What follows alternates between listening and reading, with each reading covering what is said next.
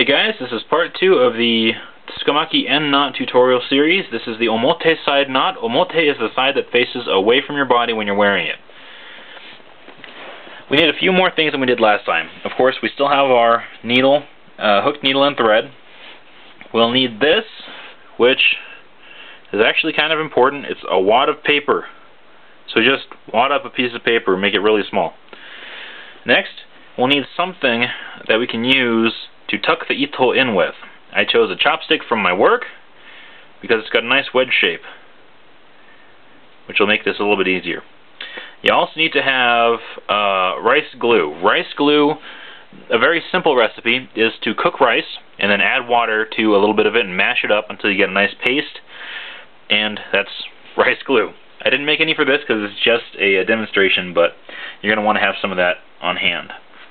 Now, take the piece of ito that is closest to the tsuka and go ahead and loop it through your tool and just slip it underneath the first knot. Not too tough, not a very big deal. Just pull it on through. And like I said in the other video, this is done very loosely, so it'll require a lot more strength to pull this stuff through for you guys, but it'll stay put a lot easier once you get it all done because of the fact that you're going to have it as tight as you can possibly get it in the first place. Now, using the rice paste, the rice glue, you're going to apply some of it to this side, just like this, to this side of the ito, and then fold the ito over, like that. It'll cross over, and then you'll tuck this side here underneath. No real technique to it, just put the rice paste on and shove it in there. And that's all there really is to the first part of the knot. Just kind of put stuff on it and cram it in. The second part of the knot will require more finesse and more technique. Let me try this again here.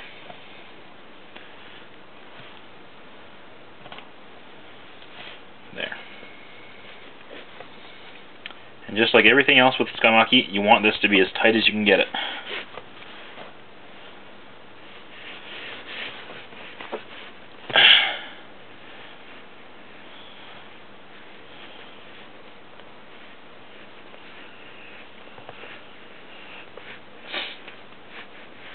Once you get it nice and crammed in there like that, you'll move on to the other strand. From here, get that out of the way, you're going to take your tool, you're going to slip this under as well, but you want to make sure that you slip it under on this side of that part of the knot that you just now did. So it'll go underneath this side. Oops.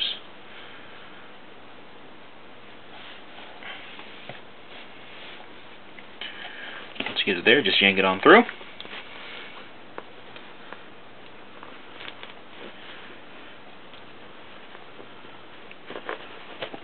There. Now here's where this little tiny wad of paper comes in. You're going to take your ito and you're going to pinch it just like that to make kind of a trough. You're going to put the little wad of paper in there. What this is going to do is it's going to make the ito thicker. So when you twist it around like this, there's going to be less of a chance of it slipping underneath the knot itself and everything coming undone, which would be very bad. Nobody wants their knot to come undone and all their ito to unravel. So you got it here, just like that. Taking your little tool again. Before you thread it through this time, you're going to want to tuck it in on the opposite side of the knot. Have it come through over on this side here. The reason you want to do that before you thread it through is just because it's easier.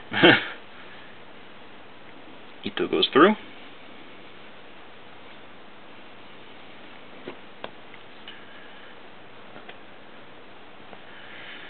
Like so. You're going to want to make sure that your little wad of paper stays in place through this.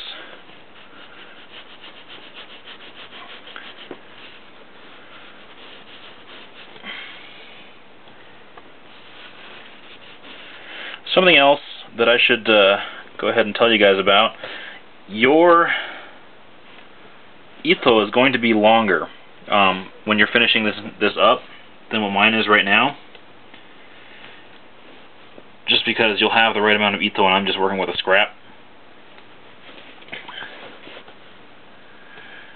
So you'll end up having to trim stuff down, and you won't have such a hard time and have to worry too much about things pulling out wrong and blah blah blah. Anyways, you'll have a little bit more ito to work with.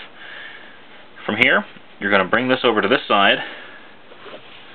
Try to get it to lay flat as possible. I'm going to bring it over to this side here. Add some more rice glue right here.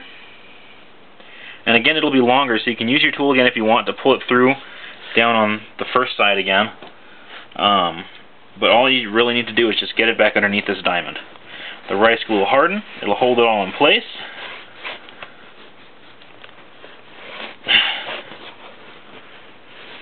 And this is basically what your Omote side knot will look like, only considerably cleaner and tighter and all that fun stuff. So, you've just finished doing your Tsukamaki. You have the Ura side knot and the Omote side knot. And of course you'd have a kashira on the end that you would have threaded it through. That is the Tsukamaki end knots. Hope you guys enjoyed, hope it helped. If you have any questions, let me know. Best of luck, I'm sure your work will be great.